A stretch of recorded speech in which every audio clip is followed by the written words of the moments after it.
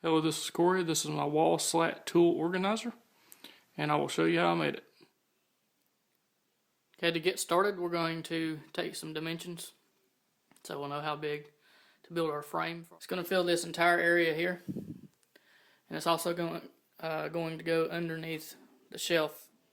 Okay, I have it all measured. I have 44 9/16 overall vertical, 47 1/4 at the top, 29 1/4 down along the cabinet side, 48 along the cabinet bottom, 15 5/16 from the cabinet to the top of the workbench. This is the lumber that we'll be making our wall system out of. I have some 8-foot 2x4s, 10-foot 2x4s, and a 2x6 to make the fixtures themselves to hang on the rack. Okay, we're going to be ripping our frame boards down to just over our finished dimension, which is 1 1/4 inches. We're going to go over that about 3/32 so we can run it through the joiner and planer. Before I run my boards through the joiner and planer, I like to take and run a line down each side of the board, and that does two things. That gives me an indication of which side has been planed, and if there's any areas that need to be run through again. Now we're going to run the boards through the joiner.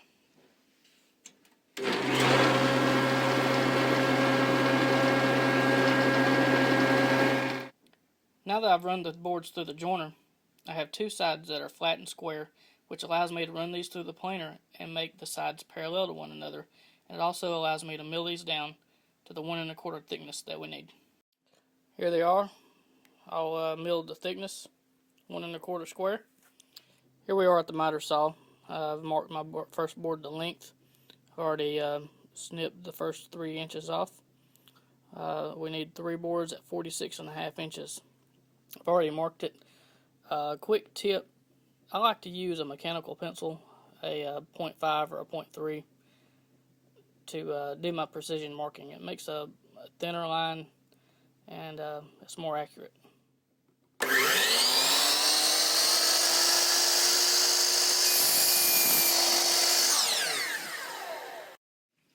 The boards have been cut to length. It's time to assemble the frame. We have a long grain to an end grain connection. We're going to put a screw in each joint. I'm going to pre-drill first. We're also going to glue the joint. The screw is going to act as a clamp. You need to make sure they're pretty close to square. We can do some final squaring at the end. I have this middle board. You see I made a mark. That's the midpoint. Here's our frame put together. It's been squared, screwed, and glued. While we're waiting on that to set up, we'll start milling our lumber for our slats. Okay, we've got a little bit of a change on the fly here. Instead of the 3 3/16 slat width that I'd planned on earlier, I'm going to go with a 1 3/8 width. That will allow me to have more adjustability where I place items on the wall, and it will actually save a little lumber. I'll use about 1 2x4 less. Okay, I have my planer set up. We're going to plane these boards down, these slat boards, to 1/2 inch thick.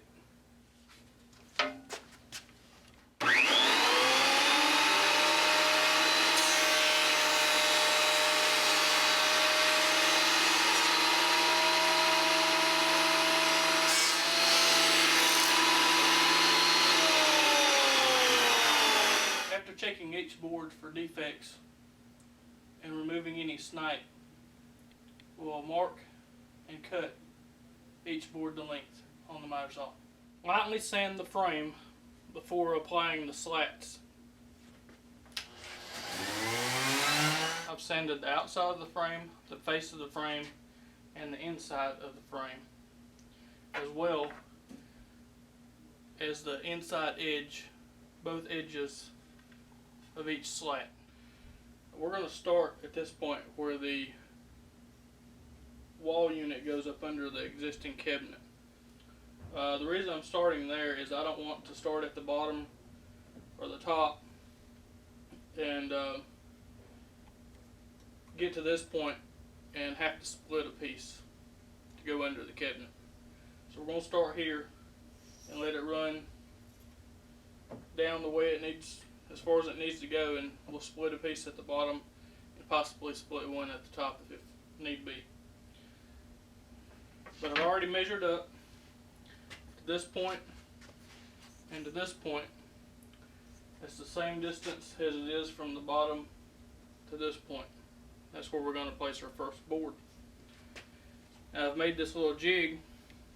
This is some scrap from the batch that I just cut from the Slat batch, and I've cut it down widthwise to match the gap that I wanted.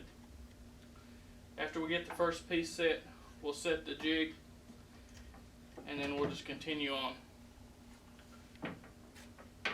As far as attaching the slats, I'm going to use glue. I'm going to put a couple of brad nails in each cross section just to hold it until the glue dries. Put a little below my mark here and a little below this mark. One thing about the pine, when you start cutting it, it's a soft wood anyway, and it's got moisture, more moisture than needed for woodworking. So when you clip those fibers, the lumber tends to warp, but it's easy enough to pull it back into place, and that's what we're going to do. Start at this end, get a couple of brad nails in. Even though an hour was sufficient, I let the glue dry overnight. Now we're ready to give it a final sanding, and then we'll apply a couple of coats of poly. The second coat of polyurethane is dry. I sanded with 220 in between coats and wiped it down with a damp cloth to remove any dust. Now it's time to turn our attention to hanging the system and then creating the fixtures that will hold our tools. The wall system is hung. I'll tell you a little bit about how I went about it. I wanted the top to match the top of the cabinet. I could put some trim up here and along the sides to hide the gap in the nails, but it's just a utility item, so I don't think there's really any need to do that. Feel free to do that on your project if you wish. I drilled, countersunk, and I used these deck screws, 2.5 inch deck screws, star drive. If you've never used those, they're the best things on sliced bread. That's all I'll use if I can get them. I'm now going to focus on the fixtures and the tools themselves. To start this process, we need to look at the tools that will be hanging on the wall so we can customize the fixtures for that purpose. The more specific you can make the fixture, the more flexibility the wall system will provide. The idea here is to get these tools off the bench and out of the way, but still accessible. Start by laying your tools out like I have here, so you can see what you have and plan a way to store those on the wall system. I have my primer tubes here. I'm going to make a little fixture that will allow me to just stand them up. I'm going to drill a hole for these to fit in, and they're just going to stand, and then they're going to hang on the wall.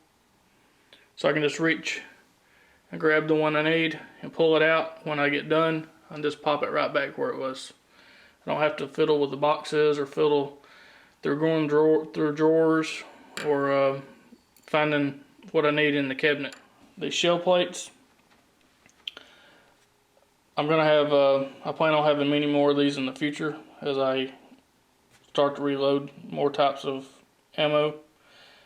But for now, I'll lay them out and space them so that you don't waste space. Space is premium, but you don't want them to be so crowded that it's tedious to try to get them on and off the wall. Here I have my scales. I took them out of the original box. I want to hang them on the wall so I can just reach and grab what I need and pull it out. I'm going to make a little shelf for this. I'm also going to recess an area for the weight and the bowl.